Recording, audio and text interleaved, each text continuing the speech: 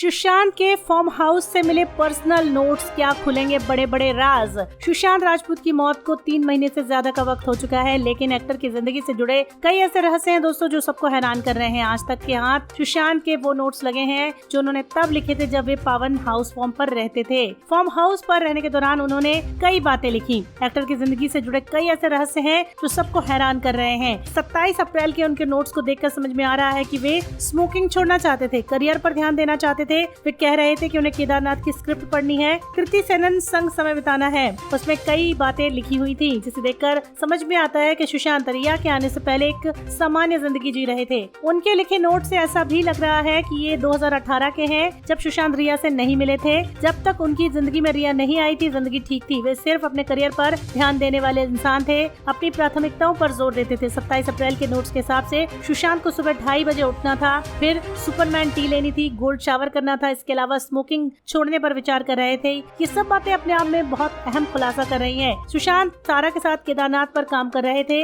वे no smoking वाली policy follow कर रहे थे, खुद को इससे दूर रखते थे। कृति के साथ भी उनके रिलेशनशिप की बात सामने आ रही है। एक्ट्रेस कृति सेनन के करीब थे। नोट्स में लिखा है कि वे कृति के साथ समय बिताना चाहते थे, यानी कि सुशांत के रिलेशनशिप को लेकर यहाँ कई सवाल खड़े होते हैं। सुशांत अपने परिवार के टच में थे, ऐसा भी नोट्स में मिला है। वे उनके साथ क्वालिटी टाइम बिताना चाहते थे। तो बहुत सारी बातें हैं जो नोट्स में आई हैं। सुशांत को अपनी बहन प्रियंका और जीजा के साथ किसी टूर पर जाना था। इतना लिखना ही दिखा रहा है कि वे अपनी बहनों के और परिवार के संपर्क में थे और रिश्ते बहुत अच्छे थे। लेकिन जब से सुशांत की जिंदगी में रिया की एंट्री हुई, वे बदल गए, उनकी आदतों में बदलाव हुआ, परिवार से कट गए। अब ये नोट्स उनकी जिंदगी से पर्दा उठा सकते हैं जो अभी भी अनसुलझे लग रहे हैं। दोस्तों, इस पर आपका क्या कहना है, कमेंट में जरूर बताएं।